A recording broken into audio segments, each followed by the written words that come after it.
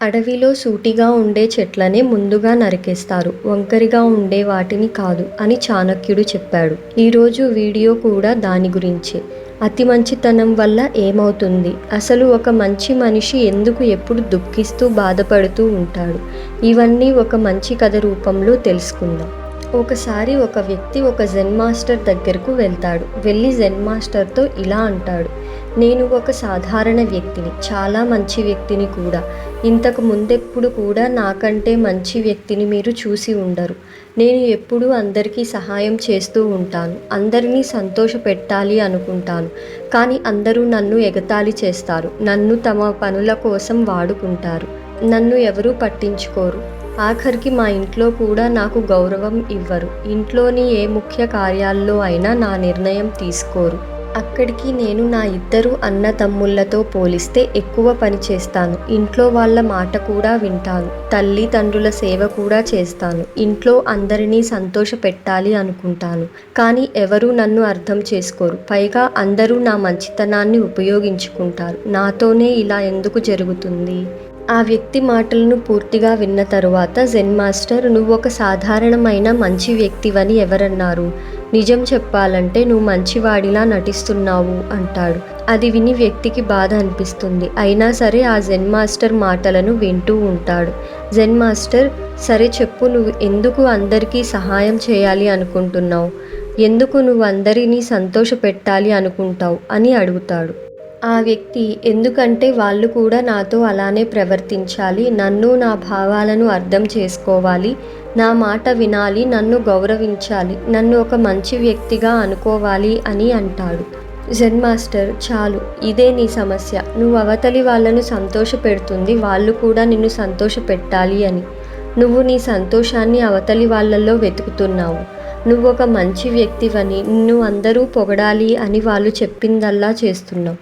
వాళ్ళు కూడా నీతో అలానే ప్రవర్తించాలి అనుకుంటున్నావు. కానీ అలా ఎప్పటికీ అవ్వదు. అలాంటి వాళ్ళను ఈ ప్రపంచం సీరియస్గా తీసుకోదు. ఇప్పుడు నేను నీలాగా మంచి వ్యక్తి అనిపించుకునే వాళ్ళల్లో ఉండే కొన్ని లక్షణాల గురించి చెప్తాను.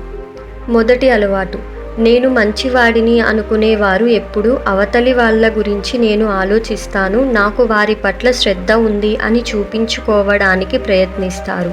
అందుకే వాళ్ళు ఎప్పుడూ అందరికీ సహాయం చేయడానికి ప్రత్యక్షమైపోతారు, వాళ్లకు అతని సాయం అవసరమున్నా లేకపోయినా సరే. రెండవ అలవాటు, నేను మంచివాడిని అనుకునే వాళ్ళు ఎప్పుడూ అవతలి వాళ్ళ నుండి పొగడ్తలు, ప్రశంసలు ఆశిస్తూ ఉంటారు. అందుకే వాళ్ళు ఎప్పుడూ అవతలి వాళ్లకు నచ్చే పనులే చేస్తారు. ఒకవేళ ఈ పని చేస్తే అవతలి వాళ్లకు కోపం వస్తుందేమో అనిపిస్తే వాళ్ళు ఆ పనిని ముట్టను కూడా ముట్టరు. మూడవ అలవాటు, అలాంటి వ్యక్తులు అవతలి వాళ్ళ నుండి తమ బలహీనతలను దాచిపెట్టాలి అనుకుంటారు. ఎందుకంటే ఒకవేళ నా బలహీనత వాళ్ళకి తెలిస్తే వాళ్ళు నన్ను ఎగతాళి చేస్తారు, చేతకాని వాడిలా చూస్తారు, నన్ను ఒక దుర్బల వ్యక్తిగా పరిగణిస్తారు అని భయంతో దాచిపెడతారు. నాలుగవ అలవాటు, ఇలాంటి వ్యక్తులు ఎప్పుడూ ముందు తమ అవసరాలకు ప్రాధాన్యత ఇవ్వడానికి కూడా భయపడతారు. ఎందుకంటే అందరూ వాళ్ళని స్వార్థపరునిలా చూస్తారు, అందరి దృష్టిలో మంచి అనిపించుకోలేమో అని భయపడతారు. ఐదవ అలవాటు, నేను మంచివాడిని అనుకునే వ్యక్తి నా చుట్టూ ఉండే వాళ్ళందరూ సంతోషంగా ఉంటేనే నేను కూడా సంతోషంగా ఉంటాను అనుకుంటాడు. అందుకే ఆ వ్యక్తి ఎప్పుడూ తన చుట్టూ ఉండే ప్రతి వ్యక్తిని సంతోష పెట్టాలి అనుకుంటాడు. అందరికీ మంచి చేయాలి అనుకోవడం తప్పేలా అవుతుంది? అవన్నీ మంచి లక్షణాలే కదా అని నీకు అనిపించొచ్చు. కానీ నిజానికి నేను మంచివాడిని అని చెప్పుకునే వాళ్ళు బయటకి కనిపించేలా ఉండరు. ఎలాగో చెప్తాను విను. 1. మంచితనం చూపించుకునే వాళ్ళు ఎక్కువ సందర్భాలలో నిజాయితీగా ఉండరు. ఎందుకంటే వాళ్ళు మంచి అనిపించుకోవాలి అనే ప్రయత్నంలో అవతలి వాళ్ళ యొక్క తప్పులను దాచిపెడతారు. వాళ్ళ తప్పులను ఎప్పుడూ ఎత్తి చూపరు. వాళ్లకు నచ్చిన మాటలు, నచ్చిన పనులే చేస్తారు. 2. వీళ్ళు అవతలి వాళ్ళను సంతోష పెట్టడంలో ఎంత నిమగ్నమైపోతారంటే ఒక్కోసారి వాళ్లకు అవసరమైన ముఖ్యమైన విషయాలను వాళ్ళ నుండి దాచిపెడతారు. ఎందుకంటే వాళ్ళు తమతో సంతోషంగా ఉండాలి అని. 3. వీళ్ళు తమ అవసరాలకు, ముఖ్య పనులకు కూడా ప్రాధాన్యత ఇవ్వరు. అందుకే వీళ్ళెప్పుడూ ఎదుటి వారి నుండి నేరుగా అడిగి తమ పని చేయించుకోవడానికి భయపడతారు. అందుకే వీళ్ళు తమ అవసరాలను పూర్తి చేసుకోవడానికి అవతలి వాళ్లతో కొన్నిసార్లు చలాకీగా ప్రవర్తిస్తూ ఉంటారు. అవతలి వాళ్లను మాటల్లో పెట్టడం, వాళ్లను పొగడ్డం, లేదా వాళ్ల పని మీద వెళ్ళి వీళ్ల పని పూర్తి చేసుకోవడం ఇలా. 4. వీళ్ళెప్పుడూ సాయం చేయడానికి ముందుంటారు. ఎందుకంటే సహాయం పొందిన వాళ్ళు తమను పొగుడుతారు, మంచి వ్యక్తి అనుకుంటారు, లేదా తమకు సహాయం అవసరమైనప్పుడు సహాయం చేస్తారు అని. ఒకవేళ వాళ్ళకు అవసరమైనప్పుడు వారి నుండి సహాయం అందకపోతే లోపల వాళ్ళ మీద ద్వేషం పెంచుకుంటారు. 5. మంచివాడిలా అనిపించుకోవాలి అనుకునే వాళ్ళు ఎవరికీ నో చెప్పలేరు, ఏ విషయానికి అడ్డు చెప్పరు. అవతలి వాళ్ళ పనులు చేయడానికి నిరాకరించలేని వారు తమ ముఖ్య పనులను లేదా ఇంట్లో పనులను కూడా పూర్తి చేయలేరు. 6. వీళ్ళు ఎప్పుడూ అవతలి వాళ్ళు ఎప్పుడూ తమని ఇష్టపడాలి, తనను గౌరవించాలి అనుకుంటారు. ఈ గుణం వల్ల అందరూ వాళ్ళతో స్నేహం చేయడానికి ఇబ్బంది పడతారు. ఎందుకంటే ప్రతి వ్యక్తి దృష్టిలో అందరికంటే తను మాత్రమే మంచివాడిలా ఉండాలి అని ప్రయత్నం చేస్తాడు కాబట్టి. జెన్ మాస్టర్ చెప్పిన ఈ మాటలు విన్న ఆ వ్యక్తి జెన్ మాస్టర్తో, అంటే ఒక మంచి వ్యక్తిలా ఉండటం కూడా తప్పేనా, ఒక చెడు వ్యక్తిలా, అవకాశవాదిలా ఉండాలా అంటాడు. కాదు, నేను నిన్ను ఒక చెడ్డవాడిలా ఉండు అని చెప్పట్లేదు, కానీ మరీ మంచివాడిలా కూడా ఉండమాకు అంటున్నాను. నువ్వు ఇతరుల దృష్ట్యా ఒక సాధారణమైన మంచి వ్యక్తిలా ఉండటం కంటే కూడా ఒక తెలివైన వ్యక్తిలా ఉండటానికి ప్రయత్నిస్తే బావుంటుంది. ఒక తెలివైన వ్యక్తి ఎప్పుడూ మంచివాడిలా ఉండాలి అని ప్రయత్నించడు. తను ఎలా అయితే ఉన్నాడో అలానే ఈ ప్రపంచానికి చూపించడానికి ఇష్టపడతాడు. నేను ఒక మనిషిని, నా ద్వారా తప్పులు జరుగుతాయి, నాలో లోపాలు కూడా ఉంటాయని గ్రహిస్తాడు, వాటిని స్వీకరిస్తాడు కూడా. ఒక తెలివైన వ్యక్తి ఎప్పుడూ తనతో పాటు తన పరివారానికి కూడా కొన్ని ముఖ్యమైన అవసరాలు ఉంటాయి, వాటికి ముందు ప్రాధాన్యత ఇవ్వాలి, లేదంటే నాతో పాటు నా ఫ్యామిలీ కూడా కష్టాల పాలవుతుంది అనుకుంటాడు. దీనివల్ల ఎప్పుడైనా బంధుమిత్రులతో తనకి మనస్పర్ధలు ఏర్పడినా వాటిని కూడా స్వీకరిస్తాడు. ఇక్కడ మాట స్వార్థానిది కాదు, జీవిత సత్యాన్ని స్వీకరించడం. నువ్వేమీ బుద్ధుడివి కాదు, నీకు ఎలాంటి కోరికలు లేవు, అవసరాలు లేకపోవడానికి. నువ్వొక సాధారణమైన మనిషివి. ఒక సాధారణ వ్యక్తిత్వం కలిగి ఉండి అందరినీ సంతోషపెట్టాలి అనుకుంటే నువ్వెప్పుడు దుఃఖంతోనే ఉంటావు. ఎందుకంటే ఎదుటి వాళ్ళు నీ మీద ఎన్నో ఆశలు పెంచుకుంటారు. నువ్వు అవి పూర్తి చేయలేకపోతే నిరాశపడాల్సి వస్తుంది. ఎవరైతే నేను మంచివాడిలా అందరినీ సంతోషపెడతాను, వాళ్ళ అవసరాలను తీరుస్తాను, కానీ వాళ్ళ నుండి నేను ఏమీ ఆశించను, చివరికి పొగడ్తలు కూడా అని అనుకుంటారో వాళ్ళు ముందు బుద్ధత్వాన్ని ప్రాప్తించాలి. ఎందుకంటే ఒక ఆత్మజ్ఞాని మాత్రమే ఎవరి నుండి ఏదీ ఆశించడు. కానీ ఆత్మజ్ఞానాన్ని పొందడం అందరి తరం కాదు. అందుకే నువ్వు ఈ జీవిత సత్యాన్ని స్వీకరించి ఒక సీదాసాదా మనిషిలా కాకుండా ఒక తెలివైన వ్యక్తిలా మారడానికి ప్రయత్నించాలి.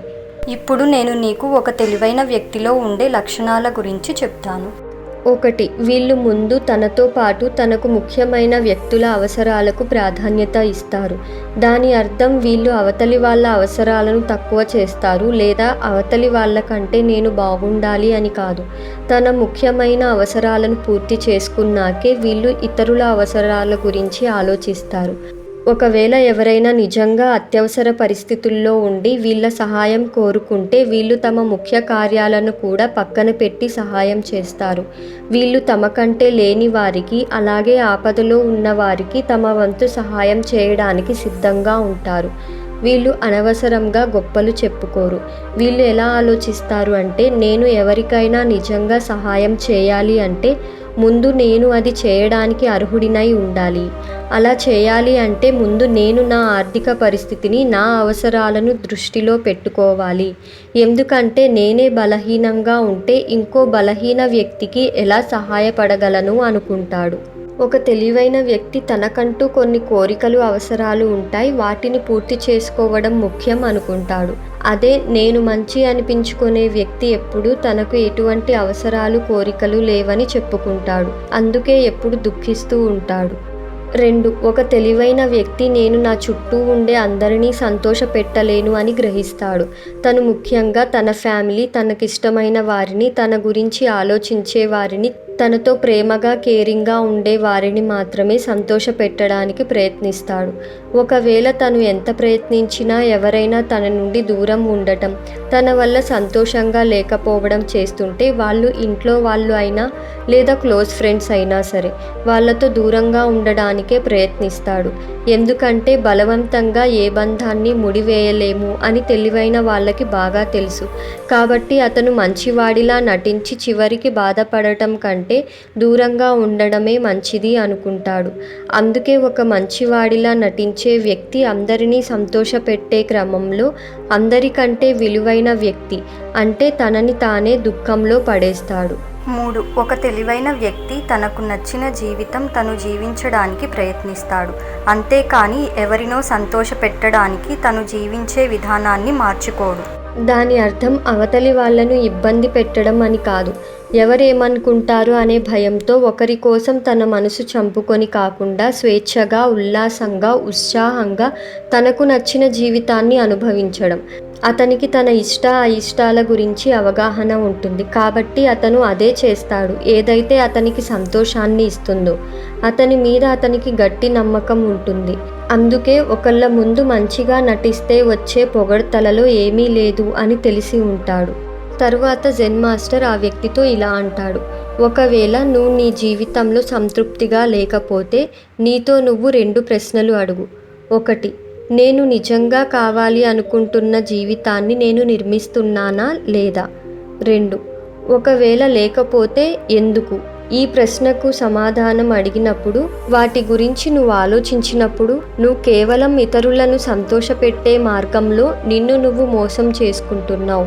నీ కోరికలను, ముఖ్య కార్యాలను పక్కన పెట్టి అందరినీ సంతోషపెట్టి మంచివాడిని అనిపించుకోవడానికి ప్రయత్నిస్తున్నావు అని నీకు అర్థమవుతుంది.